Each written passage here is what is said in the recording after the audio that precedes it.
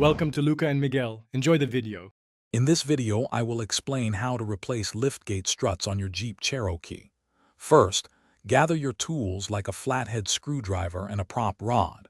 Safety is key, so ensure the liftgate is securely supported before you begin. We'll start by locating the old struts and preparing for their removal. Having a helper is highly recommended for this task to ensure safety. Now, with your liftgate safely propped open, it's time to remove the old struts. Use a flathead screwdriver to gently pry off the small retaining clips at each end of the strut. Once those clips are disengaged, the strut should easily detach from its ball studs. You might need to apply a little force, but avoid bending the mounting points. Hey everyone, quick recommendation.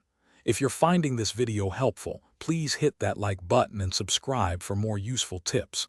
And speaking of things that offer great support like your new liftgate struts, you need to check out Darn Tough Socks.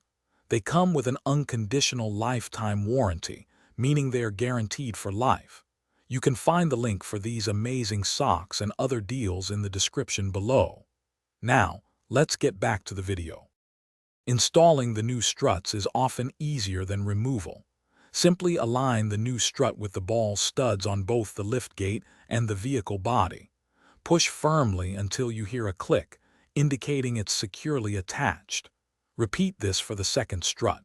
Once both are installed, carefully remove your prop rod and test the liftgate's smooth operation.